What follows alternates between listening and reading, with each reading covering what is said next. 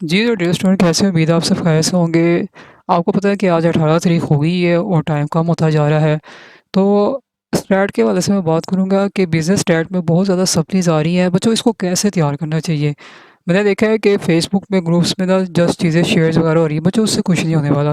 मैंने आपको पहले भी बताया है कि अगर खाली की बुक और नोट्स के सॉल्यूशन मिलने से स्टूडेंट्स पास हो जाते हैं, तो हमारा आज बीकॉम का रिज़ल्ट बहुत अच्छा होता है। लेकिन इस तरह बिल्कुल भी नहीं है। इसकी वजह यही है कि मिसगाइडेंस, ठीक है?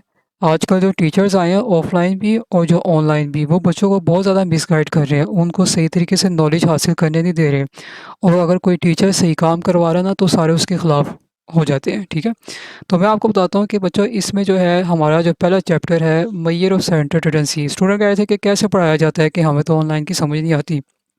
बच्चों मैं बिल्कुल ऐसे पढ़ाता हूँ कि जो बच्चे कहते हैं ना कि ऑनलाइन की कोई समझ नहीं होती तो पढ़ाई नहीं होती, आप आएँ, ये मैं आपको गारंटी दे रहा हूँ।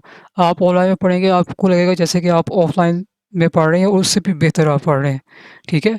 ये कोई हमारा कोई 2 महीने का एक्सपीरियंस नहीं, कितने सालों से मैं पढ़ा रहा हूँ और हर लेवल पे हम पढ़ा चुके हैं, अल्हम्दुलिल्लाह। ऐसे ही कोई उठा के जो है ना पास्ट पेपर से उठा के बच्चों को हम गैस नहीं देते हैं, ना ही कोई हमने ऐसा कोई बनाया हुआ है कि ये न्यूमेरिकल के जो नोट्स, न्यूमेरिकल के बच्चों को कोई नोट्स नहीं होते, कॉन्सेप्ट क्लियर होते हैं। कई स्टूडेंट आते हैं मेरे पास, वो आते हैं, वो कहते हैं कि जी हमें ये नोट्स मिले हुए हैं। बच्चों नोट्स क्या कर लेंगे या की बुक क्या कर लेंगे आपका, अगर आपको कुछ आता ही नहीं है। बड़ी हैरानी की बात है, बच्चे पास्ट पेपर से क्वेश्चन सॉल्व कर रहे हैं रट्टे मार के, उनको ये नहीं पता कि किस चैप्टर का सवाल है और कहाँ से आया हुआ है। ये देखिए ये हाल है, इसका मतलब रट्टे लग रहे हैं। तो मैयो सेंटर टेंडेंसी है बच्चों, हम इसमें एवरेज की टाइप्स पढ़ते हैं। पहली टाइप आपकी बच्चों क्या है? मीन की है। एवरेज की पहली टाइप आपकी मीन है, जिसे उर्दू में आप कहते हैं हिसाबी औसत है। अब यहाँ पर स्टूडेंट्स को बहुत ज़्यादा कन्फ्यूजन होती है कि फार्मूला कौन सा यूज़ करें, ठीक है? इसका मुझे डेफिनेशन सिंपल फॉर्म में अगर कहूँ तो क्या है? Sum of all given numerical data. देखिए कितने आसानी तरीके से आप इसको याद कर सकते हैं। And dividing by their number, dividing by there numbers, ठीक है? अगर आप ये डेफिनेशन भी एग्जाम्स में लिखते हो तो आपको पूरे नंबर मिल जाएंगे, ठीक है? ये नंबर्स मैंने लिखा हुआ है, जितना भी आपका न्यूमेरिकल डाटा उन सबको आपने क्या करना है प्लस और उसी के नंबर्स पे डिवाइड करना है जितनी उनकी तादाद है। और उसको किससे डोनेट किया जाता है? बहुत सिंपल है, एंड डोनेटेड बाय, ये देखिए एक्स के ऊपर बार का निशान होता है। हो गया क्लियर? बहुत ईज़ी है, कोई मुश्किल नहीं है। मैं तो कहता हूँ कि स्टैट में बच्चों आप ईज़िली जो है ना 2 दिन में बैठ के तैयारी कर सकते हो। मेरे पास काफ़ी इंक्वायरीज़ आई हैं बिज़नेस स्टैट और मैथ के हवाले से, उनकी काफ़ी सप्लीज़ है और सिर्फ मैं एक यूनिवर्सिटी की बात नहीं कर रहा, इसमें पीए के स्टूडेंट भी है, यूनिवर्सिटी ऑफ सरगोधा के, स्पेशली एआईयू में काफ़ी स्टूडेंट्स में फ़ेल होते हैं। जीसी के स्टूडेंट्स कभी आते हैं, कभी नहीं आते, और बाकी यूनिवर्सिटी ऑफ गुजरात के स्टूडेंट का इतना नहीं है, बहुत मुश्किल से कोई 1 या 2 आ जाता है पढ़ने के लिए। तो उसमें ये बहुत ज़्यादा इनका इश्यू होता है। लेकिन बच्चों अगर आप कॉन्सेप्ट कर लें तो ये हो नहीं सकता कि आप फेल हो जाएँ, ठीक है? तो ये आपकी इसकी डेफिनेशंस हैं, क्लियर हो गया? तो सिंपली बच्चों अब आपने क्या करना है, मैं आपको बताता हूँ कि हमारे मीन के होते हैं 3 फार्मूले, ठीक है? नंबर 1 डायरेक्ट मेथड, शायद ही किसी को पता है और किसी को ना पता हो। एक बच्चों आपका है इनडायरेक्ट मेथड, ठीक है? और एक और नाम है शॉर्टकट मेथड, और एक बच्चों नाम है स्टेप डेविएशन मेथड, और इसको कहते हैं कोडिंग मेथड भी कहते हैं, ठीक है? तो ये देखिए 3 इसके नाम हैं, ठीक हो गया? 3 इसमें फार्मूले यूज़ होते हैं। अब ये स्टूडेंट का बड़ा सवाल है, कोई कह देता है कि भाई इससे करो, कोई कहता है इससे करो, इससे ना करो, तो कोई परेशानी की बात नहीं है। इसी में मैं आपको क्लियर करने लगा हूँ कि कौन-सा फार्मूला आप यूज़ कर सकते हैं और कौन-सा नहीं कर सकते, ठीक है? तो बच्चों डायरेक्ट मेथड का जो फार्मूला यूज़ होता है ना, वो है ये बच्चों देखें, summation F x divided by summation F, ठीक है? ये का निशान का मतलब क्या होता है? टोटल ये आज तक किसी बच्चे को पता तक नहीं है, ठीक है?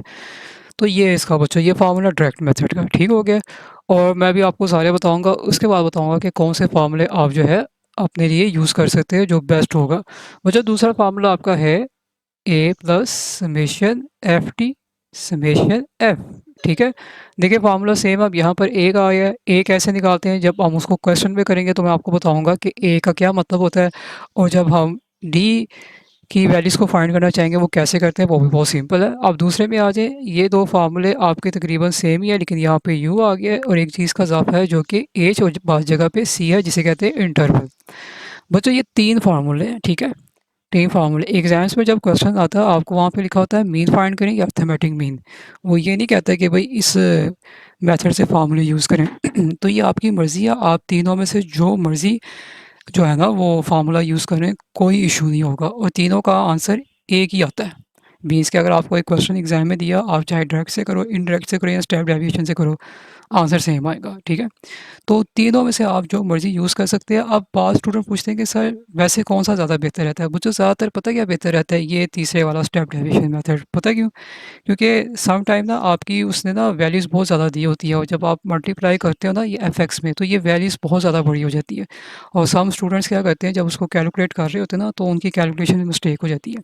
लेकिन जो ये स्टेप डेविएशन मेथड है या वो आपका शॉर्टकट मेथड है, उसमें वैल्यूज़ आपकी डिक्रीज़ हो जाती हैं और डिक्रीज़ होने की वजह से क्या होता है कि उसको कैलकुलेशन करने में आसानी होती है। तो ये 3 मेथड है, तीनों में से आप जो भी यूज़ करोगे बच्चों आपका सवाल गलत नहीं होगा। आपको जिसने भी ये कहा है तो बिल्कुल गलत कहा है। सवाए इसके अगर एग्ज़ाम्स में वो लिख देता है ऊपर कि आपने इसको सॉल्व करना है शॉर्टकट मेथड से, तो फिर आपको उसी मेथड से करना पड़ेगा।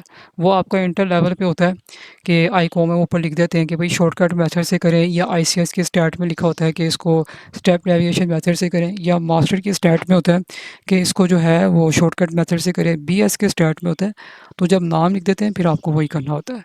तो स्टैट अगर आपको पढ़नी है, मैथ की तैयारी करनी है तो बच्चों मैं इस तरीके से करवाता हूँ। वो कॉन्सेप्ट बच्चों के इतने अच्छे हो जाते हैं कि नालायक स्टूडेंट भी है जिसका कभी कवर ही नहीं हो पाता, जो कभी पास ही नहीं हो पाता, वो भी अल्हम्दुलिल्लाह एग्ज़ाम्स में जाके पास हो जाता है।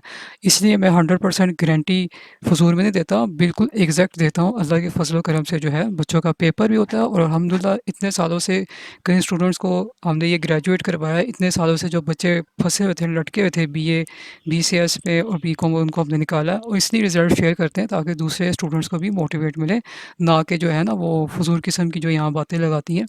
यहाँ पर जो स्टूडेंट्स पे और बाज़ टीचर्स, उसकी वजह से मैं आपको ये चीज़ बता रहा हूँ।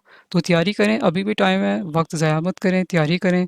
आप आराम से इसको क्लियर कर सकते हैं। फ़ुज़ूल किस्म की बुक, गेस, नोट्स खरीदने से आप अपने पैसे बर्बाद कर रहे हैं और जब यहाँ पढ़ने के लिए आते हैं, आप देखें जिसने पढ़ना वो टू द पॉइंट पे कहेगा कि सर आज ही हमने पढ़ना है, तैयारी करनी है। अब जिसने नहीं पढ़ना वो फ़ी का इश्यू, ड्रामे, पता नहीं कहाँ-कहाँ की कहानियाँ लेके आएगा। तो ये थी आज की वीडियो, उम्मीद है आप लोगों को पसंद आई होगी। अगर पसंद आई है तो दूसरों के साथ भी शेयर करें ताकि उनका भी फ़ायदा हो और आपका भी फ़ायदा हो गया।